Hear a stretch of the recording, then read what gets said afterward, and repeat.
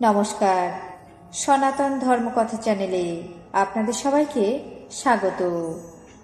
আজ পৌষ মাসের 17 তারিখ শুক্রবার, শুক্লপক্ষের চতুর্দশী তিথি। মহাভারতের আদি পর্বের দ্রুপদের ভবনে পাণ্ডবদের আহ্বান পর্ব শুরু করব। নারায়ণং নমস্কৃত্য নরং চৈব নরোত্তমং দেবীং সরস্বতীং ব্যাসাং ততো জয়মুদীরয়েৎ।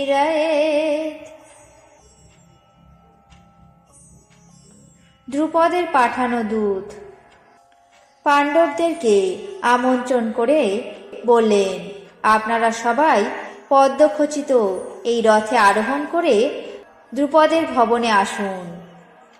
পাণ্ডবগণ তখন দূতের মুখে সব কথা শুনে পুরোহিতকে আগে পাঠিয়ে দিলেন এবং কুন্তী ও দ্রৌপদীকে অপর একটি রথে পাঠিয়ে দিলেন। তারপর পুরোহিতের কথা শুনে সেই 5 জন বীর পুরুষকে কৌরব বলে জানতে পেরে দ্রুপদরাজ তাদের জন্য নানা প্রকার সামগ্রী আয়োজন করে রাখলেন। তারা উপস্থিত হলে সেই সকল পবিত্র ফল, মালা, বর্ম, চর্ম, রজ্জু, নানা প্রকার বাজ, অন্যান্য শিল্প নৈমিত্তিক সামগ্রী, বিবিধ বস্ত্র, অশ্ব, রথ, খড়গ, শক্তি, প্রাস প্রভৃতি যুদ্ধের দ্রব্য, রত্নময় সজ্জা, নানাবিধ ভূষণ তাদেরকে উপহার দিলেন। কুন্তী দ্রৌপদীকে নিয়ে দ্রুপদের অন্তঃপুরে প্রবেশ করলেন। সেখানে স্ত্রীগণ কৌরব রাজপত্নীর পরিচর্যা করতে লাগলেন। মহাবীর পুরুষ পাণ্ডবদেরকে দেখে রাজা দ্রুপদ নিজে এবং তার ভৃত্য অমাত্য সবাই আনন্দে মগ্ন হলেন।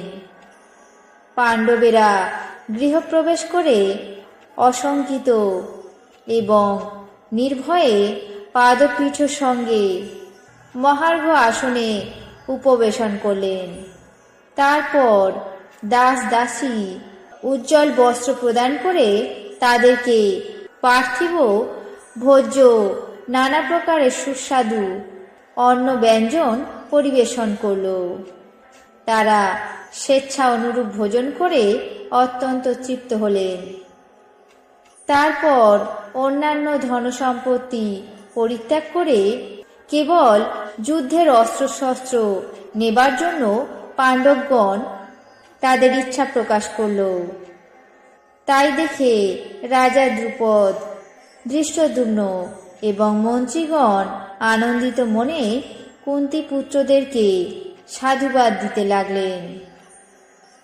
ঋষি বৈশম্পায়ন বললেন, হে রাজা জন্মেঞ্জয়, তারপর পাঞ্চাল রাজ যুধিষ্ঠিরকে আহ্বান করে ব্রাহ্ম বিধি অনুসারে বিবাহ দেবার জন্য জিজ্ঞাসা করলেন, আপনারা ব্রাহ্মণ কি ক্ষত্রিয়, কি গুণসম্পন্ন বৈশ্য কিংবা শূদ্র অথবা কোনো দেবতা মায়া ধারণ করে ব্রাহ্মণ বেশে ভ্রমণ করছেন, তা কিভাবে জানব?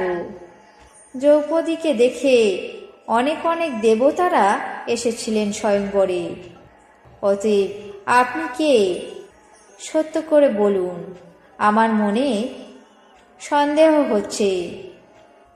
আপনি দয়া করে সমস্ত সত্য কথা আমাকে বলুন।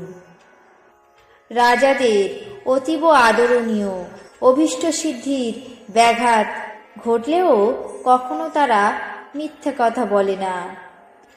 আপনার কাছ থেকে যথার্থ সত্য জেনে তবেই বিধিবিধান অনুসারে বিবাহের উদ্যোগ করব।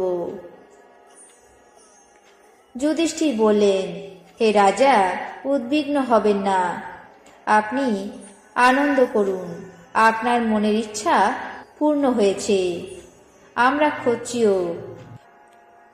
মহাত্মা পাণ্ডুর পুত্র।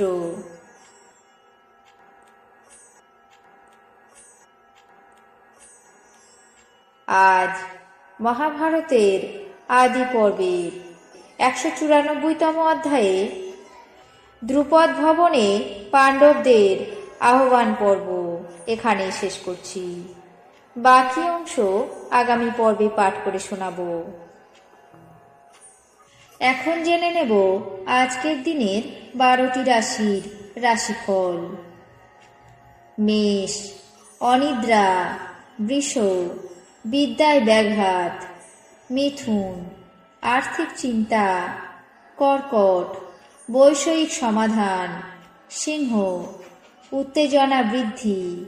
কন্যা, রত্নধারণে ভাগ্যোদয়। তুলা, বিফল মনোরথ। বৃশ্চিক, ষড়যন্ত্রের শিকার। ধনু, প্রবঞ্চনা। মকর, অবসাদ। কুম্ভ, আত্মতৃপ্তি। মীন, লটারিতে প্রাপ্তি। এই ছিল আজকের দিনের 12টি রাশির রাশিফল। আপনাদের কেমন লাগলো তা অবশ্যই কমেন্ট বক্সে জানাবেন। চ্যানেলটিকে সাবস্ক্রাইব করবেন, লাইক করবেন, শেয়ার করবেন। ধন্যবাদ।